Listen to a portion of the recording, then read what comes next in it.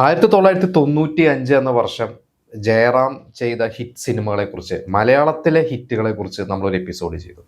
എന്നാൽ അതേ വർഷം തന്നെ ജയറാം തമിഴിലും സിനിമയിൽ അഭിനയിക്കുന്നുണ്ട്. നമ്മൾ മുമ്പത്തെ എപ്പിസോഡ്സിൽ പറഞ്ഞിരുന്നു 93-ലും 94-ലൊക്കെ ജയറാം തമിഴ് സിനിമകളിൽ അഭിനയിച്ചതും അതിൽ ചിലത് ഹിറ്റായി, ചിലത് ശ്രദ്ധിക്കപ്പെടാതെ പോയി. 95 എന്ന് പറയുന്ന ഒരു വർഷവും ജയറാം തമിഴിൽ സാന്നിധ്യം അറിയിച്ചിരുന്നു. 2 സിനിമകളാണ് ജയറാമിൻ്റെതായിട്ട് ആ വർഷം തമിഴിൽ റിലീസായത്. അപ്പോൾ നമുക്ക് ആ ഒരു സിനിമകളെ കുറിച്ച് ഡിസ്കസ് ചെയ്യാം.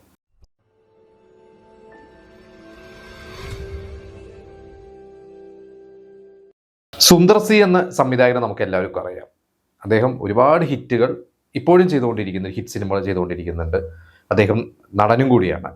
അദ്ദേഹത്തിൻ്റെ സംവിധാനത്തിൽ വന്ന ആദ്യത്തെ സിനിമ മുറൈ മാമൻ, ആ ഒരു സിനിമയിലെ നായകൻ ജയറാമായിരുന്നു. 95-ൽ റിലീസ് ചെയ്ത ജയറാമിൻ്റെ പ്രധാനപ്പെട്ട ഒരു തമിഴ് സിനിമയാണ്. 2 സിനിമകൾ അഭിനയിച്ചിട്ടുള്ളൂ. അതിലൊരു സിനിമയാണ് മുറൈ മാമൻ. മുറൈ മാമൻ അന്ന് കേരളത്തിലും അത് റിലീസ് ഉണ്ടായിരുന്നതായിട്ട് എനിക്ക് ഓർമ്മയുണ്ട്. കേരളത്തിൽ കുറച്ച് സ്ക്രീൻസിലൊക്കെ ഇറങ്ങിയിരുന്നു. കാരണം അതിൻ്റെ പോസ്റ്റേഴ്സൊക്കെ കണ്ടതായിട്ടൊക്കെ എനിക്ക് ഓർമ്മയുണ്ട്. കാരണം ജയറാമിൻ്റെ സിനിമ ആയതുകൊണ്ട് എന്തായാലും ഇവിടെയും ആ ഒരു സിനിമ റിലീസ് ചെയ്യാറുണ്ട്.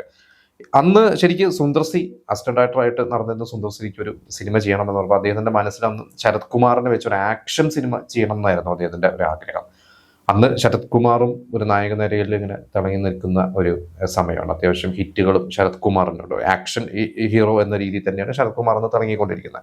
പക്ഷെ അന്ന് നടന്നില്ല. പിന്നീടാണ് ജയറാമിലേക്ക് എത്തുന്നത്. അപ്പോൾ ജയറാം ഒരു കോമഡി ടൈപ്പ് ഓഫ് റോൾസ്, നല്ല ഫാമിലി റോൾസ് ഒക്കെ ചെയ്യുന്നതുകൊണ്ടും ജയറാം തമിഴിലും അതിന് മുമ്പത്തെ സിനിമകളൊക്കെ ചെയ്തിട്ടുള്ള അത്തരത്തിലുള്ള സിനിമകളായതുകൊണ്ട് എന്നാൽ ജയറാമിനെ വെച്ചിട്ട് കോമഡി സിനിമ ചെയ്യാം എന്ന രീതിയിൽ വന്ന് അങ്ങനെയാണ് ജയറാമിനെ വെച്ചിട്ട് അദ്ദേഹം ഈ ഒരു സിനിമ പ്ലാൻ ചെയ്യുന്നത്. ഏത് മുറൈ മാമൻ പ്ലാൻ ചെയ്യുന്നത്. ഇതിൽ ഖുഷ്ബു ആണ് അതിൽ നായികയായിട്ട് അഭിനയിച്ചത്. അതിന് മുമ്പും ജയറാമിൻ്റെ നായികയായിട്ട് ഖുഷ്ബു അഭിനയിച്ചിട്ടുണ്ട്.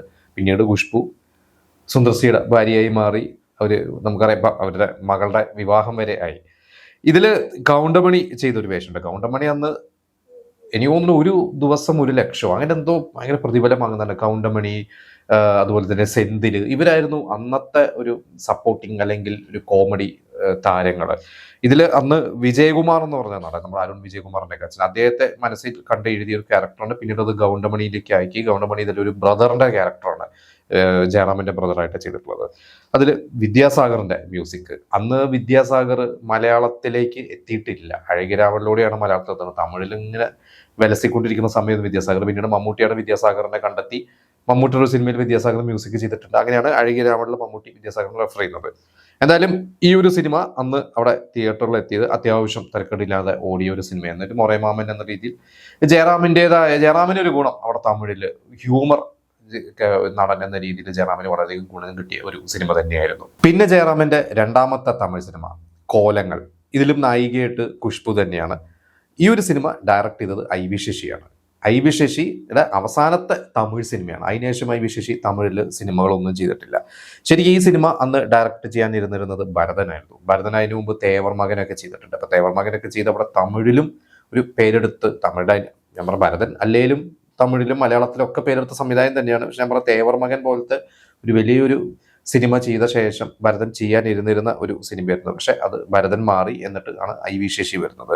പിന്നെ അന്ന് കുറെ റിപ്പോർട്ട്സ് ഉണ്ടായിരുന്നു, ഇത് ഐ.വി. ശശിയും ജയറാമും മാറുന്നു, എന്നിട്ട് പ്രതാപോത്തൻ ഡയറക്ട് ചെയ്യുന്നു. പ്രതാപോത്തിന് വന്ന് തമിഴിലൊക്കെ സിനിമകൾ ഡയറക്ട് ചെയ്തുകൊണ്ടിരിക്കുന്ന കമലഹാസനെ വെച്ചിട്ടൊക്കെ ഒരുപാട് സിനിമകൾ പ്രതാപോത്തൻ ചെയ്തിട്ടുണ്ട്.